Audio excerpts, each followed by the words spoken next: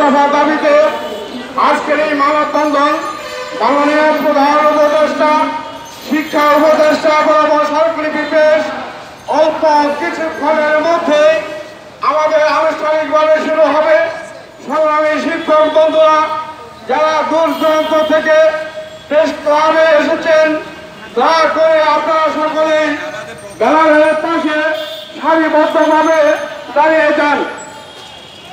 আপনারা জানেন, মানসম্মত শিক্ষা গ্রহণের সমান সুযোগ সৃষ্টি করা, মেধাবীদের শিক্ষকতা পেশায় আকৃষ্ট করা, শিক্ষাক্ষেত্রে সরকারি এবং বেসরকারি বৈষম্য দূরীকরণের লক্ষ্যে বর্তমান সরকারের নিকট মাধ্যমিক শিক্ষা জাতীয়করণ সহ আসন্ন ঈদ উল ফিতরের পূর্বে সরকারি শিক্ষক কর্মচারীদের ন্যায় পূর্ণাঙ্গ উৎসব ভাতা, বাড়ি ভাড়া এবং চিকিৎসা ভাতা প্রদান, একটি সমস্যার দ্রুত সমাধান, সরকারি স্কুলের ন্যায় বেসরকারি স্কুলের প্রধান শিক্ষক বেতন স্কেল, ষষ্ঠ গ্রেড এবং সহকারী প্রধান শিক্ষকের সপ্তম গ্রেড সহ টাইম স্কেল প্রদান, এমপিএ মুক্ত শিক্ষক কর্মচারী সার্বজনীন বদলি প্রথা চালু এবং শিক্ষক কর্মচারীর ন্যায় পেনশন প্রথা চালু করা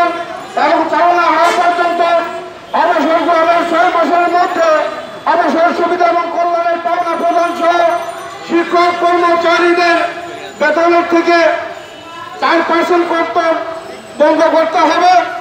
শিক্ষক ও কল্যাণ ট্রাস্টের পাওনা প্রদান সহ শিক্ষক কর্মচারীদের বেতন থেকে অতিরিক্ত 4% কর্তন বন্ধ করতে হবে। শিক্ষক কর্মচারীদের চাকরির বয়স বিশ্ববিদ্যালয় শিক্ষকদের ন্যায় 65 বছর উন্নীত করতে হবে। পাবলিক সার্ভিস কমিশনের ন্যায় শিক্ষক নিয়োগ কমিশন গঠন এবং শিক্ষা প্রশাসনের বিভিন্ন স্তরে আনুপাতিক হারে এমপিএ মুক্ত শিক্ষকদের প্রদান করতে হবে। ম্যানেজিং কমিটি গভর্নিং বডি প্রথা বিলুপ্ত করে সরকারি শিক্ষা প্রতিষ্ঠানের ন্যায় পরিচালনা এবং স্বীকৃতিপ্রাপ্ত সকল শিক্ষা প্রতিষ্ঠান এমপিএ মুক্ত করতে হবে। এটাই হলো আজকের আমাদের মানববন্ধনের উদ্দেশ্য। সর্বোপরি কয়টা সংগঠন আছেন এর সাথে? কয়টা সংগঠন? আমরা বাংলাদেশ শিক্ষক সমিতির দিকে আমরা এককভাবে আজকের মানববন্ধন, আজকের এই মানববন্ধন অল্প কিছুক্ষণের মধ্যেই শুরু হবে। সংগ্রামী শিক্ষক নেতৃবৃন্দ যারা এসেছেন প্রেস ক্লাবে, আপনারা সারিবদ্ধভাবে বিভিন্ন জেলায় যদি ব্যানার এসেছে এবং আমাদের কেন্দ্রীয় ব্যানার আসার পরে ওই কেন্দ্রীয় ব্যানারে কেন্দ্রীয় নেতৃবৃন্দ দাঁড়াবেন আর অন্যান্য জেলার নেতৃবৃন্দ আপনার রেজিগনেশন নামটা বলেন, মাইকে বলেন, আমি রেকর্ড করতেছি।